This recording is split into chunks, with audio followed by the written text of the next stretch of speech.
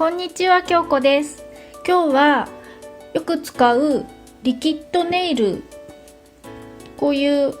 リキッドを買った方は多いと思うんですけど、いろんな色を使っていろんなアートができるっていうのは紹介したんですが、このチップの表面の違いで見た目も変わってくるので、今日はその違いをここでお見せしたいと思います。ベースになる土台はすでにここに用意してあります。左から順番にカラージェルを2度塗りしたもの、カラージェルの上にクリアジェルを塗ったもの、こちらは、未硬化ジェルを拭いたもの、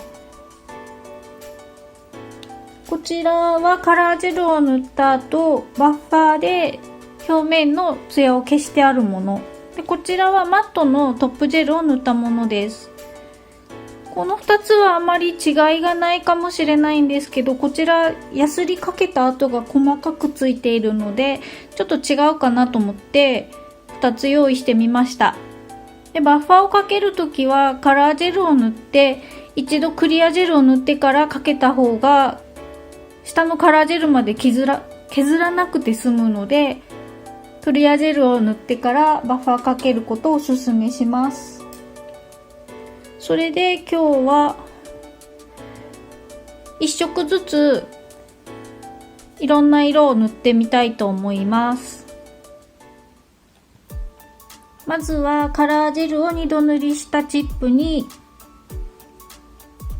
ピンクを塗ります。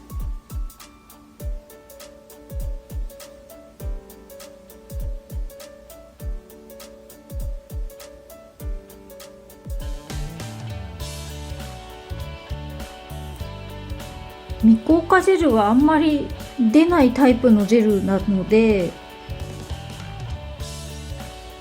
のせたインクもそんなに広がらず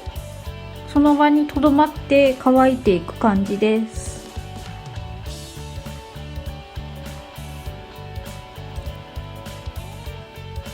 次にカラージェルの上に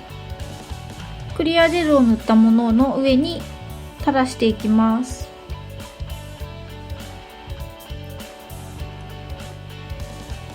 さっきとは違った感じでリキッドがどんどん広がっていきます。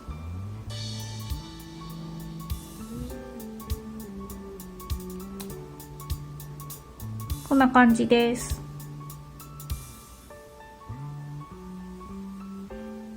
次はカラージェルを塗って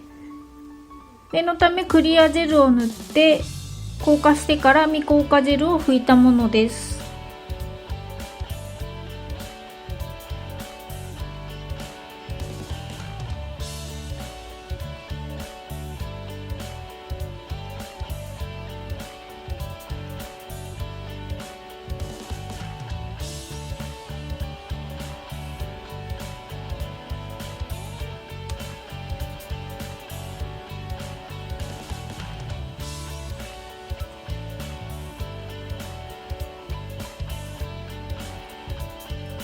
次に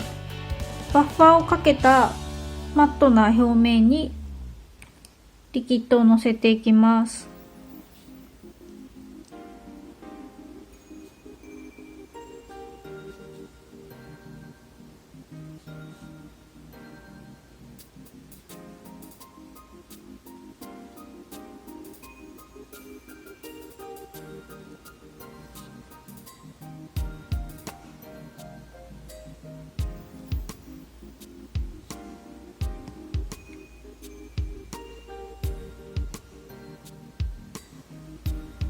最後にマットのトップジェルを塗ったチップの上にリキッドをのせます。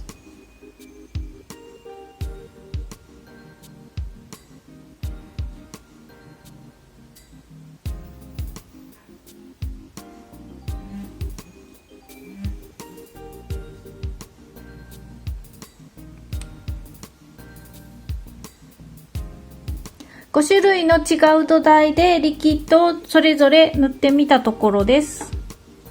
こうしてみるとだいぶ仕上がりが違うのがわかると思います。この5種類の他に実はもう一つ作ってみたんですが、こちらです。これはクリアジェルを塗って硬化しないでそのままリキッドをのせました。リキッドをのせ終わってからクリアジェルを硬化して出来上がったのがこれです。他の5種類にもない感じに仕上がって、なんかよく見るとちょっと気持ち悪いんですけど、こんな感じです。今回はわかりやすく単色でそれぞれリキッドを垂らしてみました。普段は皆さん2色とか3色とか混ぜて作ると思うので、好きな土台でやってみてください。でこちらのクリアジェルは本当メーカーによって多分仕上がり変わってくると思うので、どんな風になるか自分の持っているクリアジェルで試してみてください。ちなみに私が使用したクリアジェルはこちらです。メルティさんのクリアジェル。すごくサラサラでとても使いやすいのでおすすめです。この動画が役に立ったらいいねボタンを押していってくださいね。チャンネル登録がまだの方は登録もよろしくお願いします。それではまた次回の動画でお会いしましょう。